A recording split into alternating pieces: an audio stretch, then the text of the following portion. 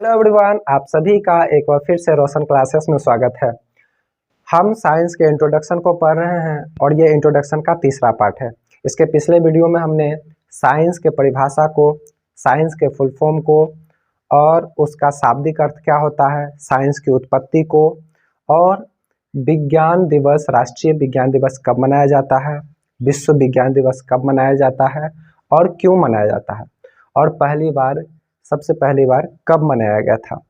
और साथ में हमने देखा था कि साइंस को कितने भागों में बांटा गया है और प्रत्येक भाग को बिल्कुल डिटेल में, बिल्कुल बेहतर तरीके से दोनों वीडियो में हमने उसको सीखा है। यदि आप उस वीडियो को नहीं देखे हैं तो ज़रूर डिस्क्रिप्शन में लिंक दिया गया है, आप वहां से जाके एक बार वीडियो को ज़रूर विजिट करें। आज हम इस वीडियो में देखिए क्या कवर करने वाले हैं। साइंस को हमने, अच्छा दिख रहा है, बढ़िया से दिख रहा है, सब आप लोग को सब दिख रहा है, कोई दिक्कत नहीं, मोबाइल में दिख रहा है। तो साइंस को हम लोग दिए थे, दो भाग में बांटे थे, फिजिकल साइंस और हमने बांटा था, इसको हम बोले थे लाइफ साइंस। इसको हम बांटे थे लाइफ साइंस में।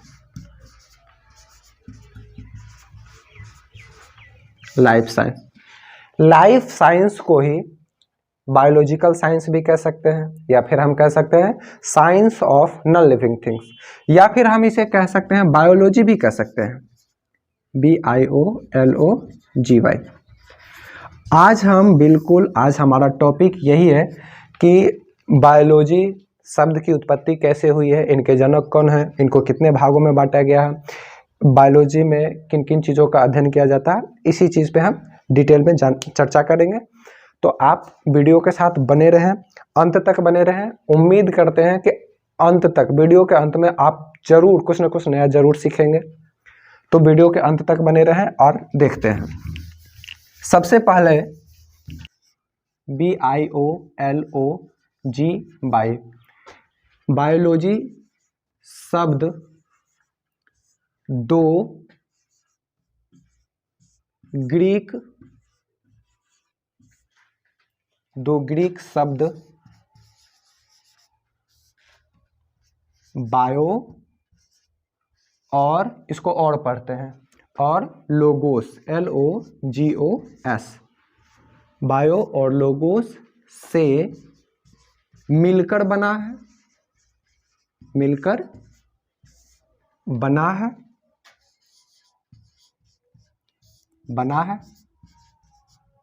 जिसमें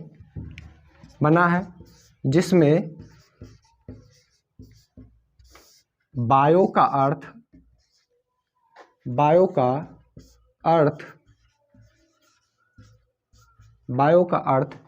लाइफ होता है, LIFE। लाइफ अर्थात क्या होता है, लाइफ मतलब क्या होता है, जीवन। बायो और लोगोस का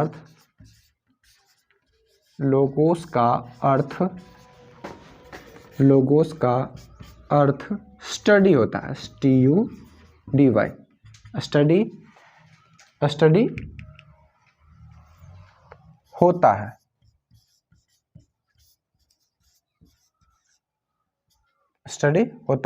स्टडी मतलब क्या होता है, आप लोग जानते होंगे। स्टडी मतलब होता है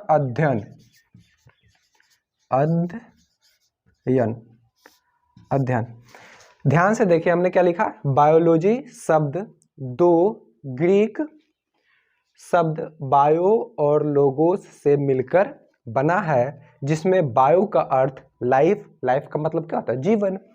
तो जीवन है ना, बायो का अर्थ क्या होता है, लाइफ, और लोगोस का अर्थ स्टडी मतलब होता है अध्ययन करना, जो हम लोग अध्ययन करते हैं होता है। अब इसको ऐसे भी समझ सकते हैं डायग्राम के माध्यम से, इसको देखिए हम बताते हैं।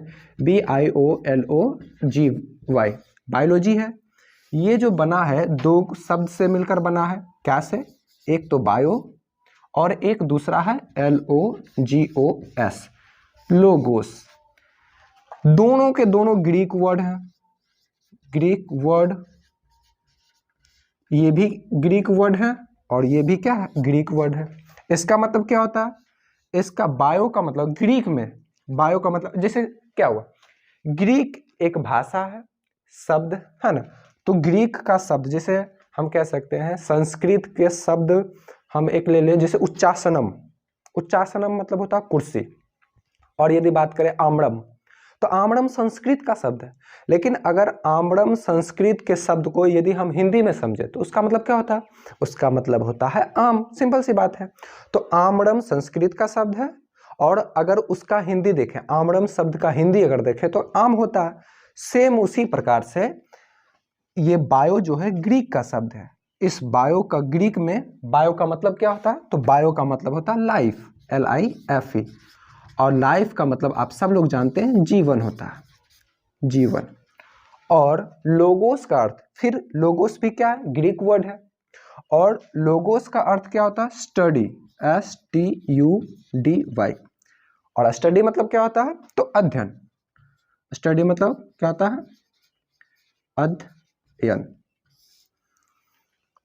तो हम कह सकते हैं कि ये जो बायोलॉजी शब्द है, ये हमारे पास जो बायोलॉजी शब्द जो दिया गया है, ये इसकी जो उत्पत्ति हुई है ये दो ग्रीक वर्ड के मिलने से बना है।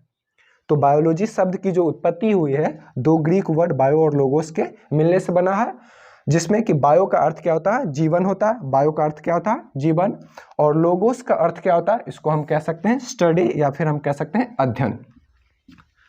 समझ में आ गया। आगे बढ़ते हैं, और आगे बढ़ते हैं, अब इसके बारे में हम चर्चा करते हैं कि बायोलॉजी के जनक कौन है, बायोलॉजी के जनक कौन है। अब हम इस पे चर्चा करेंगे।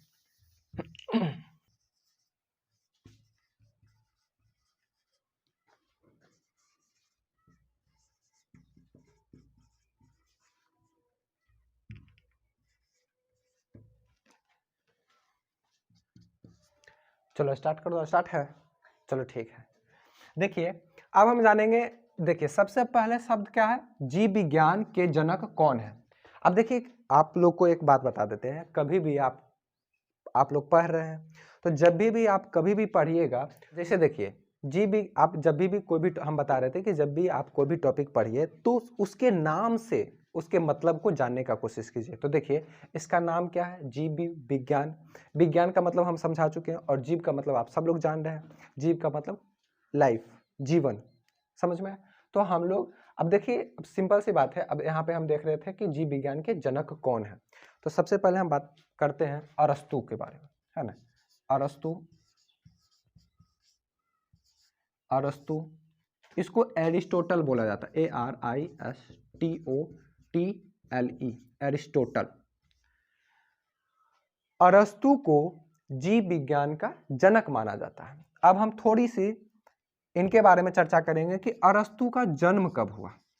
तो अरस्तु का जो जन्म हुआ था वो हुआ था 384 BC पूर्व, 384 BC का मतलब होता है ईसा पूर्व, ईसा पूर्व 384 BC में हुआ था इनका जन्म। और इनके मृत्यु कब हुआ था, तो मृत्यु हुआ था 322 BC पूर्व, 322 BC का मतलब क्या होता है, ईसा पूर्व, ठीक है, ये हो गया। और अगर हम बात करें कि जो अरस्तु साहब थे वो किनके शिष्य थे, तो अगर हम शिष्य की बात करें तो शिष्य थे किनके, तो प्लेटो के शिष्य थे, प्लेटो के शिष्य थे। ये किन्हीं के गुरु भी थे, किनके गुरु थे, तो ये जो गुरु थे वो थे सिकंदर के गुरु, सिकंदर के गुरु थे। और ये है क्या चीज, तो ये जो अरस्तु साहब हैं ये हमारे एक यूनानी दार्शनिक हैं, यूनानी दार्शनिक।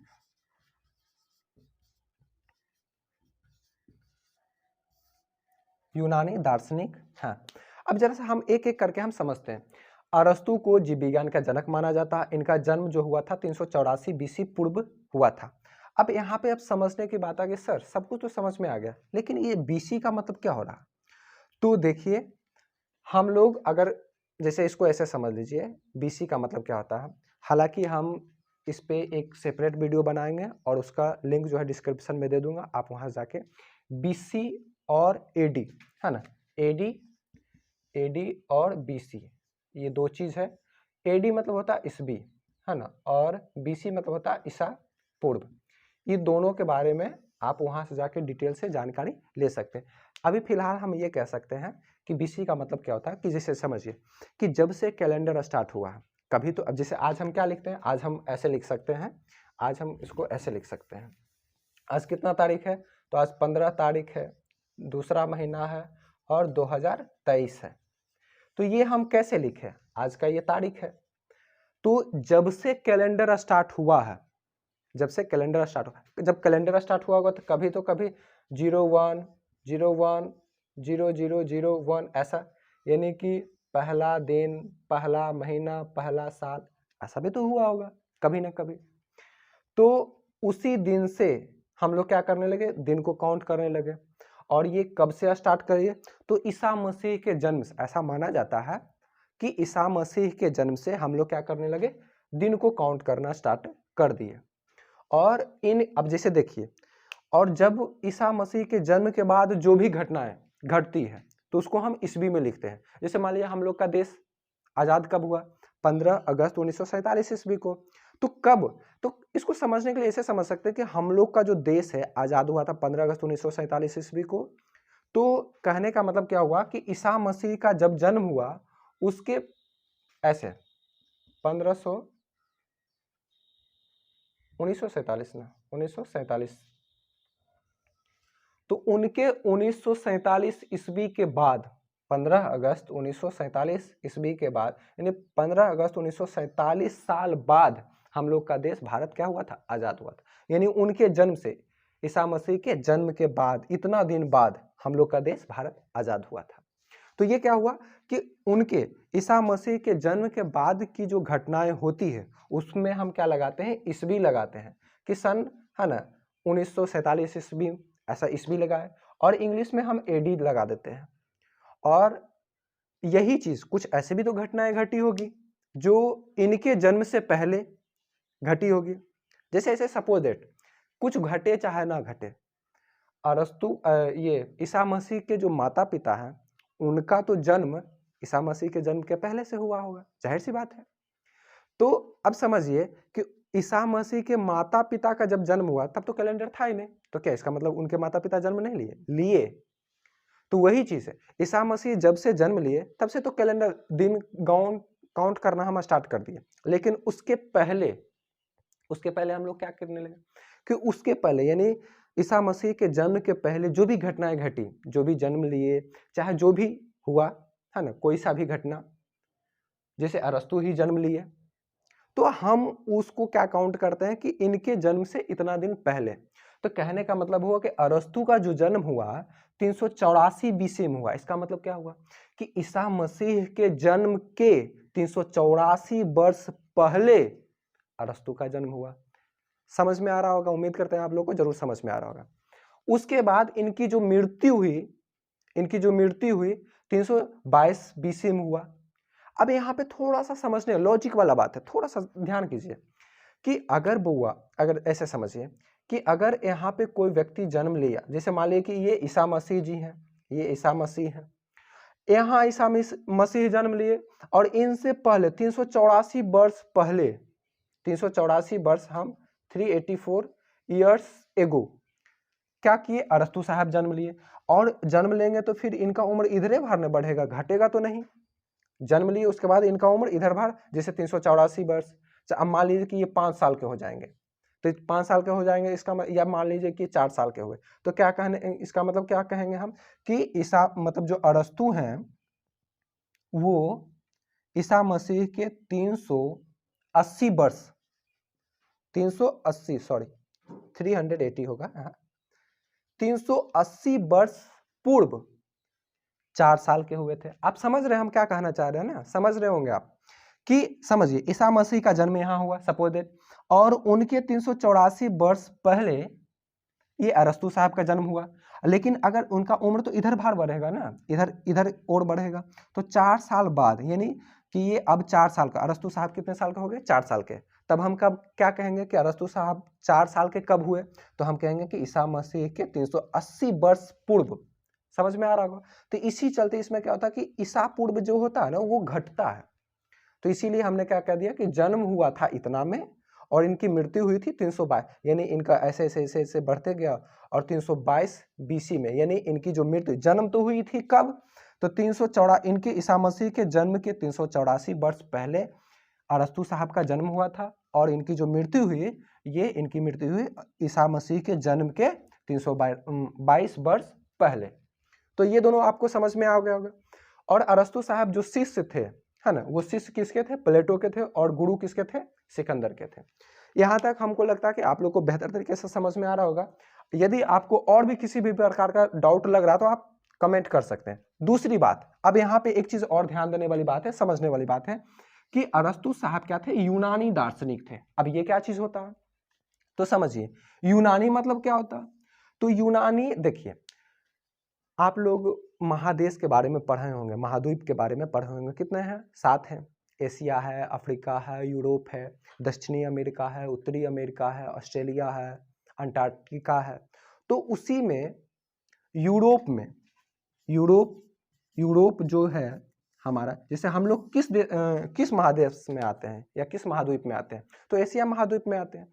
उसी प्रकार से यूरोप, अब देखिए एशिया महाद्वीप में कौन कौन आ गए? हम आ गए, नेपाल आ गए, मतलब हम मतलब भारत आ गया, पाकिस्तान आ गया, और बात करें तो फिर बांग्लादेश आ गया। ये सब क्या? एशिया महादेश में आ गया। तो उसी प्रकार से क्या, ये सब क्या छोटे छोटे देश हैं?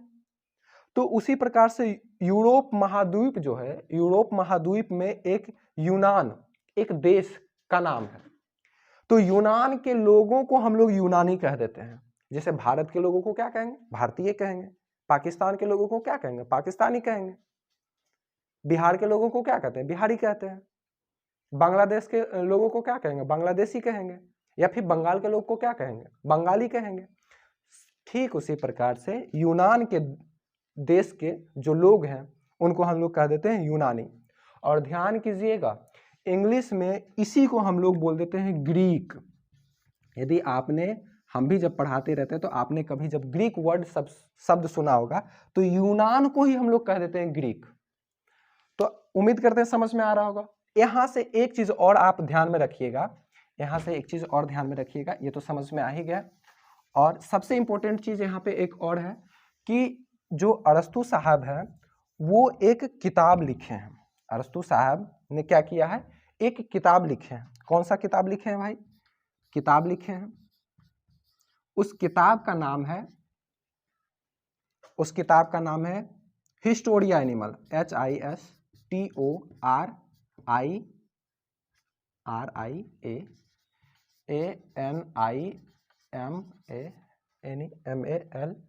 HISTORIAANIMALUM। अब देखिएगा, हिस्टोरिया एनिमलम एक किताब का नाम है। इसमें अरस्तु साहब ने क्या किया?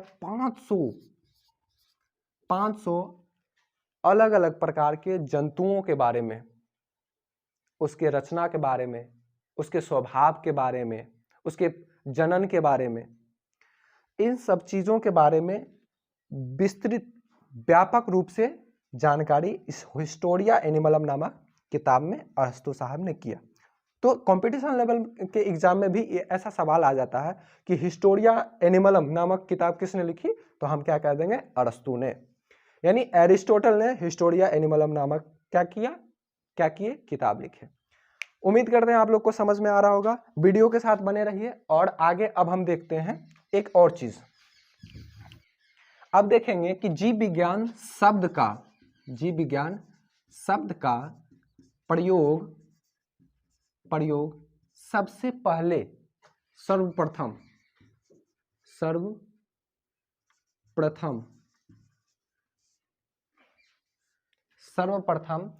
किस वैज्ञानिक ने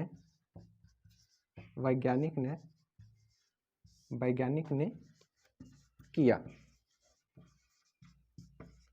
देखिए अब जैसे इसको थोड़ा सा समझ लेते हैं।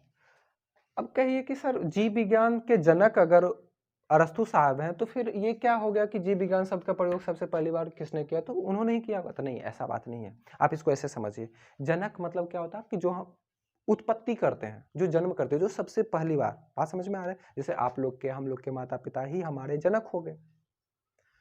लेकिन क्या आप यह कह सकते हैं कि जो जन्म देता है यानी हमारे माता पिता, क्या हम लोग के नामकरण जो है केवल हमारे माता पिता करते हैं? नहीं, ऐसा तो नहीं होता। हमारे माता पिता जनक जरूर हैं, लेकिन हो सकता है कि हमारा नाम, हो सकता है कि आपका नाम आपके माता पिता नहीं रखा हो सकता है आपके दादाजी रखे हो सकता है आपके नाना जी रखे हो सकता है आपके मौसी रखे हो सकता है आपके बुआ जी रखे हो। तो नामकरण कोई भी कर सकता है। जनक हमारे माता पिता जरूर हैं, लेकिन नामकरण यानी नाम हमारा कोई और भी रख सकता है। तो उसी प्रकार से जीव विज्ञान के जनक अरस्तु जरूर हैं, लेकिन जीव विज्ञान शब्द का प्रयोग पहली बार 2 वैज्ञानिकों ने किया। कौन कौन वैज्ञानिक का नाम है? क्या, कौन सा नाम है? तो हम कहेंगे Jean Baptiste D Lamarck. Jean Baptiste D Lamarck.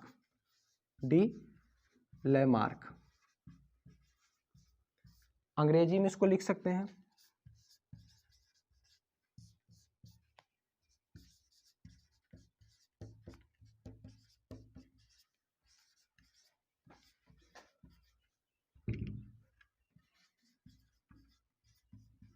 Jean Baptiste D Lamarck. और ये कहाँ के रहने वाले हैं? ये फ्रांस के वैज्ञानिक हैं।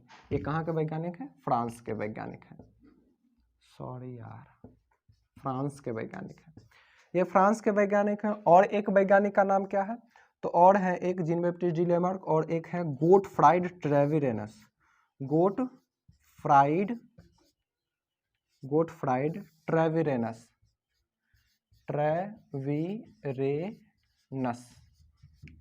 इंग्लिश में इसको कैसे लिखेंगे? और ये कहाँ के वैज्ञानिक हैं? ये जर्मनी के वैज्ञानिक हैं। जर्मनी,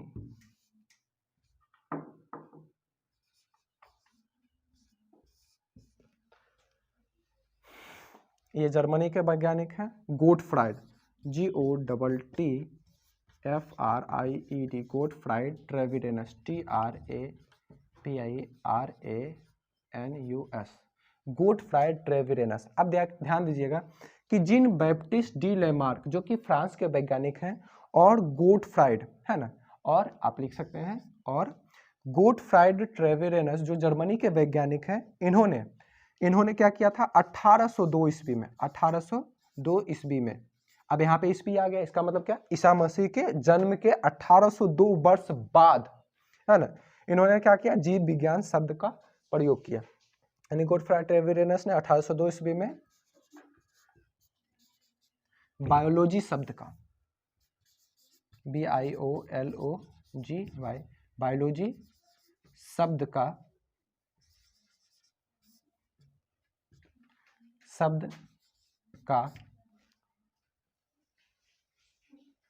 पहली बार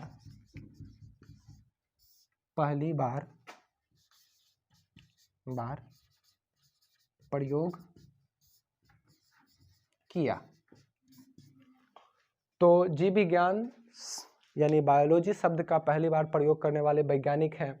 अभी मैं हट जाता हूं, और वो दोनों वैज्ञानिक आपको एक नंबर इधर जो रहेंगे जीन बैप्टिस्ट डी लेमार्क रहेंगे, और इधर रहेंगे गोटफ्राइड ट्रेविरेनस। ये आप देखिए, मैं हट रहा हूं, दोनों का आपको इधर रहेंगे जीन बैप्टिस्ट डी लेमार्क, नाम भी नीचे लिखा जाएगा। मैं हट रहा हूं।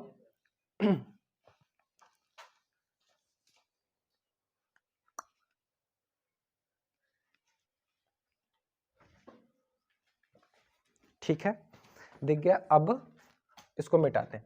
अब हम जीव विज्ञान के परिभाषा को देखेंगे। यदि पढ़ने में मजा आ रहा है, आपको मेरा पढ़ाने का तरीका अच्छा लग रहा है, तो वीडियो को जरूर लाइक करें, और यदि आप नए हैं तो चैनल को सब्सक्राइब कर लें, क्योंकि इस चैनल पे जो भी टॉपिक पढ़ाया जाएगा बिल्कुल बेहतर तरीके से, बिल्कुल सरल भाषा में, आसान भाषा में, आपको एकदम ऐसा लगेगा दिमाग में एकदम बिल्कुल घुसा देंगे एकदम बिल्कुल। देखिए, अब हम जीव विज्ञान के परिभाषा को देखेंगे। तो जीव विज्ञान जीव विज्ञान विज्ञान की वह शाखा है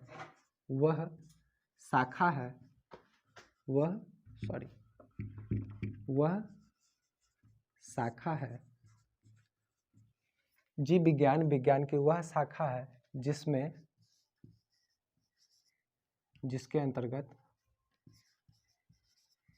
जिसके अंतर्गत जीवों का अध्ययन किया जाता है। जीवों का अध्ययन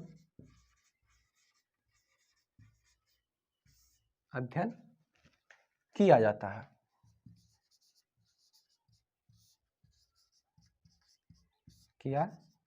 है। यदि वीडियो में किसी भी प्रकार का आपको समस्या लगे कि बड़ा लिखिए छोटा लिखिए तो आप कमेंट भी कर सकते हैं।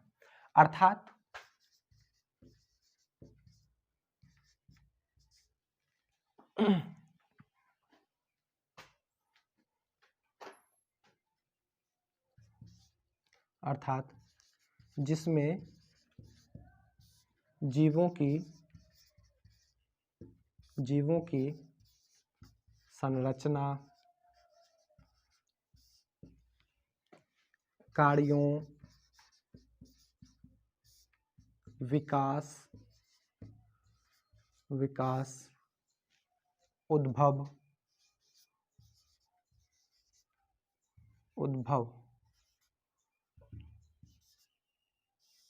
उद्भव तथा वर्गीकरण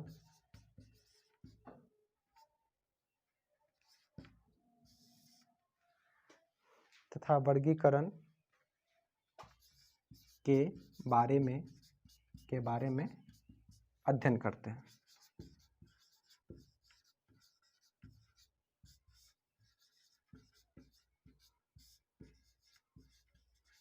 या एक दूसरा भी परिभाषा तो देखिए अब इसको हम समझते हैं कि जीव विज्ञान की परिभाषा को अब हम समझते हैं। जीव विज्ञान की वह शाखा है जिसके अंतर्गत जीवों का अध्ययन किया जाता है। यानी जीव विज्ञान के अंतर्गत जीव विज्ञान की ही एक शाखा है जिसके अंतर्गत हम क्या करेंगे, जीवों का अध्ययन करेंगे और विस्तार पूर्वक। तो जीवों का क्या अध्ययन करते हैं, तो हम क्या देखते हैं कि जीवों की संरचना, उसकी बनावट कैसी है। तो जीवों की संरचना के बारे में हम अध्ययन करते हैं, वो क्या कार्य करता है। जैसे आपको पता होगा कि लैक्टोबैसिलस क्या चीज़ है, एक बैक्टीरिया का नाम है जो कि दूध से दही को बनाता है। और दूध में क्या रहता है, लैक्टोज शर्करा रहता है और लैक्टोज शर्करा को वो लैक्टिक अम्ल में बदल देता है। यानी दूध से जो दही बनता है, यानी लैक्टोज शर्करा से जो लैक्टिक अम्ल बन रहा है, उसके लिए कौन सा जिम्मेदार है, तो लैक्टोबैसिलस बैक्टीरिया जिम्मेदार है। तो वो उसका क्या हो गया, कार्य हो गया। बहुत सारे ऐसे बैक्टीरिया हैं जो कि क्या करते हैं, डिकम्पोजर का काम करते हैं। यानी सड़े गले को मतलब मृत पदार्थ होता है, मृत पेड़ पौधे, जो मृत कार्बनिक पदार्थ होता है, उसको क्या करता है, सड़ा गला के बिल्कुल उसको विलुप्त करने का काम करता है। तो वही कह रहे हैं कि हम उसका क्या देखते हैं, तो संरचना देखते हैं, उसका क्या चीज़ है। दूसरी बात, हम उसके कार्यों को देखते हैं, उसका विकास कैसे हुआ। जैसे हम लोग इंसान हैं, हम लोग आज इंसान हैं, लेकिन ऐसा माना जाता है कि बहुत पहले हम लोग बंदर के थे और बंदर से इवोल्यूट होके, है ना, यानी उससे हमारा क्रम विकास हुआ, धीरे धीरे विकास होते होते आज हम लोग इंसान बन चुके हैं। तो उसी प्रकार से उसके विकास कैसे हुआ, कहाँ से हुआ, उसके उद्भव यानी उसकी उत्पत्ति कहाँ से हुई, उसका मतलब जन्म स्थान कहाँ है, हाँ, तो उसके उद्भव को देखते हैं। तथा वर्गीकरण, यानी वर्गीकरण कहने का मतलब ये इन सब चीज़ों के आधार पे हम जीवों को फिर वर्गीकृत करते हैं कि ये अगर कोई पौधा के अंतर्गत आ जाए, यानी प्लांट के अंतर्गत आ जाए, मोनेरा के अंतर्गत आ जाए, प्रोटिस्टा के अंतर्गत आ जाए, एल्गी के अंतर्गत आ जाए, है ना। तो अभी इस सब शब्द पे आपको उतना ध्यान देने की जरूरत नहीं है कि हमने क्या बोल दिया, प्रोटिस्टा क्या बोल दिया, मोनेरा क्या बोल दिया। बस आप ऐसा समझ लीजिए कि वर्गीकरण, यानी वर्गीकरण कहने का मतलब उसको अलग अलग कैटेगरी में बांटते हैं। जैसे आप मान लीजिए कि स्कूल में बहुत सारे स्टूडेंट हैं, लेकिन जब आते हैं, जब क्लास में बैठते हैं, तो उसको हम लोग क्या करते हैं, वर्गीकृत कर देते हैं कि ये 5 क्लास के स्टूडेंट यहाँ पे बैठेंगे और 3 क्लास के स्टूडेंट यहाँ बैठेंगे, 4 क्लास के स्टूडेंट इधर बैठेंगे, मतलब इस तरह से हम वर्गीकृत कर देते हैं। तो उसी प्रकार से हम लोग क्या कह दिया कि इनके आधार पर हम लोग क्या कर देते हैं, जीवों का वर्गीकरण करते हैं। तो यानी इन्हीं सब चीज़ों के बारे में अध्ययन हम करते हैं, किसमें, जीव विज्ञान में। यानी कहने का मतलब क्या हुआ कि जीव विज्ञान जीव जीव मतलब समझ में रहा, हम, आप, मच्छर, हाथी, चींटी सब जीव ही है। तो हम क्या करते हैं, यह ऐसा विज्ञान है जिसमें हम जीव और जीवन की प्रक्रिया, यानी जीवन में जो प्रक्रियाएं हो रही है, जैसे श्वास लेना है ना, या फिर और भी बहुत सारे, पाचन होना, बहुत सारी क्रियाएं हो रही है ना। हमारे शरीर में बहुत से प्रकार के, किसी अलग अलग प्रकार के एंजाइम का निर्माण होना। जैसे कि अगर मान लीजिए कि अगर कोई भी बच्चा, कोई भी अगर इंसान की मैं बात करूं कि अगर वो नाटा रह जाता, मतलब आवश्यकता से अधिक नाटा रह जाता, तो वो नाटा क्यों रह जाता?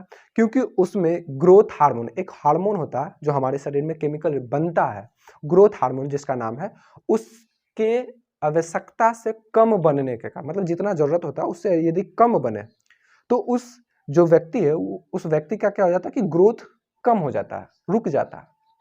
तो वो जितना उसका हाइट होना चाहिए उतना फिर नहीं रह जाता, फिर वो कम जाता है।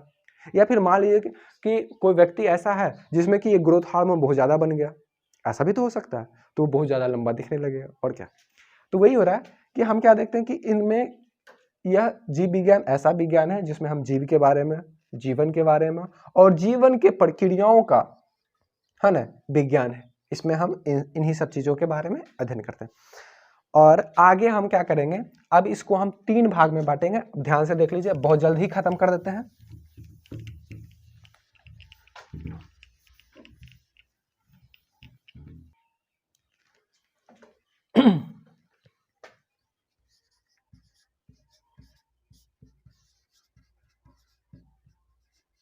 जंतु विज्ञान और सूक्ष्म विज्ञान।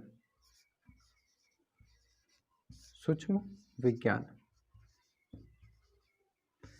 अब जरा से इसको ध्यान से समझिएगा। हमने बायोलॉजी को 3 भाग में बांटे हैं, हम बांटे हैं।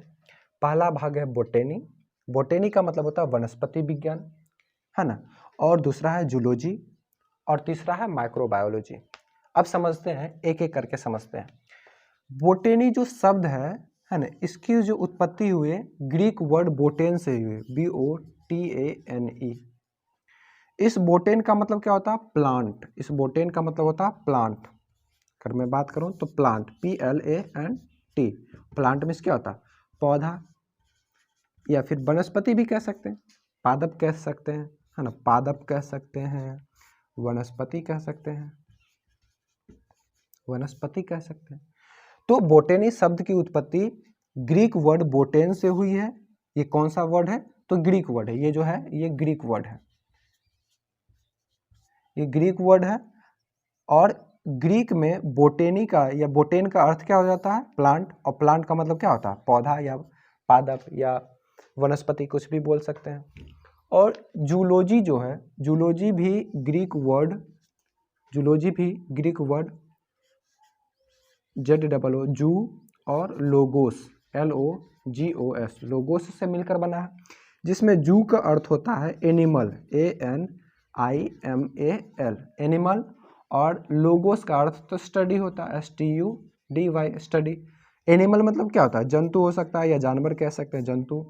और स्टडी मतलब क्या होता है? स्टडी मतलब होता है अध्ययन, अध्ययन, अध्ययन होता है। तो और माइक्रोबायोलॉजी, माइक्रोबायोलॉजी भी 3 शब्द से मिलकर बना है ना। अब पहले हम इसको समझ लेते हैं। तो बोटेनी शब्द की उत्पत्ति बोटेन से हुई है, जिसका जो ग्रीक वर्ड है बोटेन, इसका अर्थ क्या होता है? प्लांट, और प्लांट का मतलब होता है वनस्पति। अब हम अगर बोटेनी के जनक के बारे में बात करें तो थियोफ्रेस्टस नाम है, थियोफ्रेस्टस, फ्रेस्टस, THEOPHRASTUS।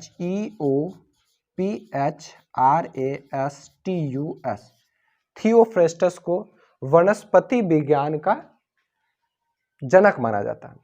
और वनस्पति विज्ञान के आधुनिक जनक हैं, ये हमारे रहे कैरोलस लिनियस। कैरोलस लिनियस को वनस्पति विज्ञान का आधुनिक जनक माना जाता है। और अब हम बात करेंगे जंतु विज्ञान के बारे में। जंतु विज्ञान के जो जनक हैं वो अरस्तु को ही माना जाता है। अरस्तु जो है, एरिस्टोटल, ARISTOTLE, TOTLE। एरिस्टोटल को ही जूलॉजी यानी जंतु विज्ञान का जनक माना जाता है। और माइक्रोबायोलॉजी के बारे में अभी इसको जब मिटाऊंगा तब बात करेंगे। बोटेनी क्या है? The scientific study of plant is called बोटेनी। और जूलॉजी के बारे में बोले तो the scientific study of animal is called zoology. और अब इसके आगे हम बात करते हैं। अब देखिए microbiology MICRO, micro, BIO bio और लॉजी LOGOS लोगोस। यानी देखिएगा माइक्रोबायोलॉजी जो है MICROBIOLOGY, यानी माइक्रोबायोलॉजी जो शब्द है, ये हमारे पास जो माइक्रोबायोलॉजी शब्द है वो 3 शब्द के मिलने से बना, माइक्रो, बायो और लोगोस। आप सबको पता है लोगोस का मतलब क्या होता है? Study, STUDY। और स्टडी मतलब क्या होता है? अध्ययन। स्टडी मतलब क्या होता है? अध्ययन। और बायो का मतलब आप सबको पता है लाइफ, LIFE। लाइफ मीन्स क्या होता है? जीवन। लाइफ मीन्स क्या होता है? जीवन। और माइक्रो मीन्स होता है, ऐसा कह सकते हैं, बहुत सूक्ष्म। बहुत सूक्ष्म मतलब बहुत ज़्यादा ही छोटा, अत्यंत छोटा, जो हमको कि नंगे आंखों से दिखाई नहीं पड़ते। जैसे अगर मैं बात करूं कि यदि मैं अपने हाथ को अगर माइक्रोस्कोप से देखेंगे यदि, तो इस पर बहुत सारा कीटाणु हमको दिखाई पड़ेगा। जैसे हम लोग दही खा लेते हैं तो अच्छा लगता है, देखने में अच्छा लगता है। लेकिन यदि हम माइक्रोस्कोप में दही को देखेंगे तो बहुत सारा कीटाणु हमको फिर अच्छा नहीं लगेगा, तो देखने में अच्छा नहीं लगेगा, खाने में तो अच्छा लगेगा। तो वही बात है कि बहुत ज़्यादा छोटा, माइक्रोमिस क्या होता है? बहुत ज़्यादा छोटा, जो कि हमको नंगे आंखों से दिखाई नहीं पड़ता। तो हम माइक्रोमिस क्या होता है? बहुत सूक्ष्म, बहुत छोटा कह सकते हैं, है ना। तो माइक्रोमिस बहुत सूक्ष्म हो गया, लाइफ मीन्स जीवन। तो माइक्रोबायोलॉजी क्या हुआ? तो माइक्रोबायोलॉजी का मतलब हो जाता है, यानी माइक्रोबायोलॉजी एक ऐसा विज्ञान है, इसमें हम क्या करते हैं, जितने भी सूक्ष्म जीव हैं, जैसे अभी आपने ताजा देखा होगा कोरोना क्या? एक सूक्ष्म जीव है, जो कि हमको नंगे आंखों से दिखाई तो नहीं पड़ता, लेकिन क्या? सूक्ष्म जीव है। तो वो सब जीवों का जो अध्ययन किया जाता है माइक्रोबायोलॉजी के अंतर्गत किया जाता है। और माइक्रोबायोलॉजी के जो जनक हैं उनका नाम है Antony von Leeuwenhoek. Antony von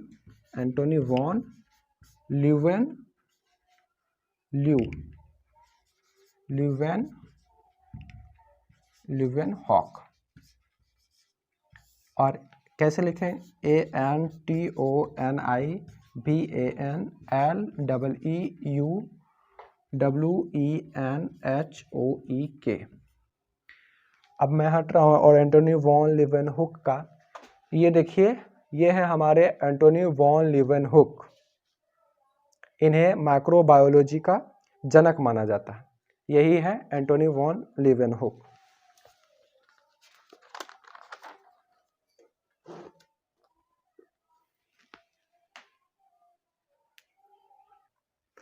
और अब मैं बात करूंगा कि ये देखिए, अभी हमने क्या देखा था? एंटोनी वॉन लीवेनहुक का फोटो देखा था। और अब ये जो है माइक्रोबायोलॉजी के यानी सूक्ष्म विज्ञान के जो आधुनिक जनक माने जाते हैं वो है लुईस पॉस्चर। लुईस पॉस्चर को आधुनिक, है ना, आधुनिक सूक्ष्म जीव विज्ञान का जनक माना जाता है। तो ये रहा हमारा आज का पूरा इंट्रोडक्शन। यदि इसमें कहीं भी कोई आपको डाउट है, किसी भी चीज़ का, आपको किसी भी प्रकार के प्रश्न को आपको पूछना है, आप वीडियो मतलब कमेंट में कमेंट कर सकते हैं। मैं कमेंट पढ़ता हूं और कोशिश करूंगा कि आपके कमेंट का मैं ज़रूर जवाब दूं। आज के लिए इतना सा ही, फिर मिलते हैं अगले वीडियो में। और आज के लिए बस इतना ही। जय हिंद, जय भारत, जय जवान, जय किसान, जय विज्ञान।